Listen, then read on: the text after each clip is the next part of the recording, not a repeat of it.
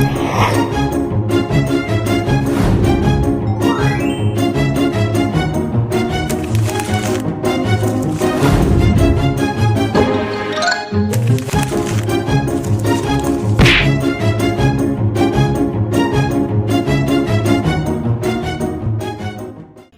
pagi, kami dari kelompok 6 akan menjelaskan tentang Persatuan dan Kesatuan Republik Indonesia Serikat. Sebelum itu kami akan memperkenalkan diri. Perkenalkan, nama saya Nimas Indriati. Saya Desa Kamang Juliani. Saya Niluh Budiartini. Saya Gede Kusmardike. Apa kabar hari ini? Pada kesempatan kali ini saya akan menjelaskan tentang Persatuan dan Kesatuan Bangsa pada masa Republik Indonesia Serikat. Nah, ini terjadi pada tanggal 27 Desember 1949 sampai dengan 17 Agustus 1950. Pada periode ini, negara Indonesia berubah bentuk negara dari negara Kesatuan Republik Indonesia menjadi negara serikat. Hal ini terjadi sejak 27 Desember 1949 pada perjanjian konferensi meja bundar. Berdasarkan konstitusi, res presiden adalah kepala negara tidak dilindungi oleh seorang wakil presiden. Jika berhalangan hadir, maka yang menggantikan posisi presiden adalah Perdana Menteri dan tanggung jawab kabinet. Berarti saat ini Indonesia masih menggunakan sistem pemerintahan parlementer. Pada sistem ini, kabinet bertanggung jawab kepada parlemen, dan apabila bertanggung jawab kabinet tidak diterima oleh parlementer, maka kabinet harus mengundurkan diri atau dibubarkan. Dan negara yaitu Presiden, Dewan Menteri, Senat, DPR, Mahkamah Agung, dan Dewan Pengawas Keuangan. Nah, itu adalah 6 kabinet pada masa Indonesia Serikat atau Republik Indonesia Serikat. Yang berlakunya sistem pemerintahan parlementer ini tidak berlaku lama, hanya kurang lebih 8 bulan.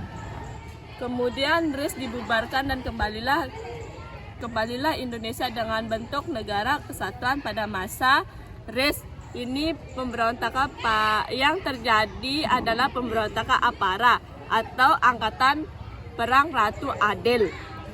Ada pemberontakan Andi Aziz dan juga ada pemberontakan di Maluku Selatan atau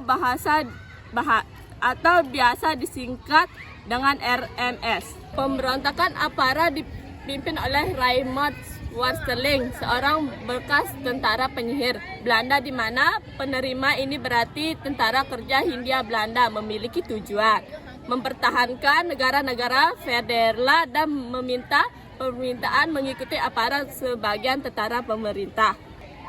Lalu pada tanggal 23 Januari 1950, Warsteling dengan sekitar 800 orang pasukan APARA menyerang kota Bandung. Warsteling dan anak buahnya menembak setiap anggota TNI yang mereka jumpai di jalan-jalan. Jumlah anggota TNI yang tewas tercatat 94 orang.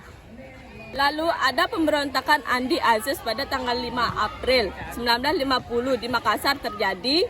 Pemberontakan yang dilakukan oleh seni di bawah pimpinan Kapten Andi Aziz, mantan perwira tinggi dunia. Penyebab pemberontakan ini adalah penolakan masuknya pasukan APRIS atau Angkatan Perang Republik Indonesia Serikat yang berasal dari TNI Sulawesi Selatan.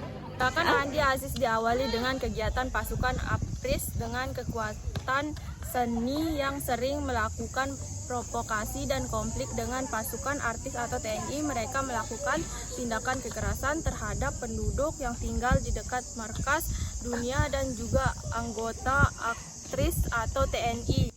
Pertempuran antara keduanya meletus pada tanggal 5 Agustus 1950. Lalu ada pemberontakan RMS atau Republik Maluku Selatan. MRS ini merupakan gerakan separatis yang menolak integrasi dan ingin membentuk negara sendiri yang lepas dari negara Indonesia Timur dan NKRI. Kita sedang RMS dipimpin oleh Dr. Solokin dan memiliki basis Ambon. MRS menganggap kemerdekaan Republik Indonesia itu adalah hadiah dan pemerintahan Jepang. Selain itu, RMS menolak kedatangan tentara ABRIS atau TNI ke wilayah Maluku yang bertujuan melucuti senjata bekas tentara penyiar yang masih ada di Maluku. Pada tanggal 3 November 1950 dilakukan operasi penumpasan oleh ABRIS dan TNI. Akhirnya ketiga pemberontakan ini berhasil ditempati oleh TNI.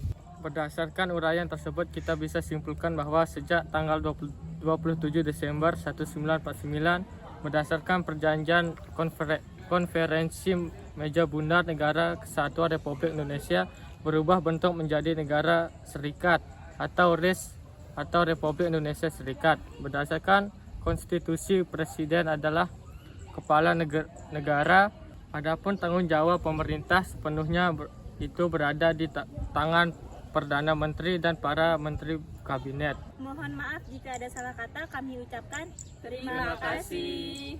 Dadah. Dadah.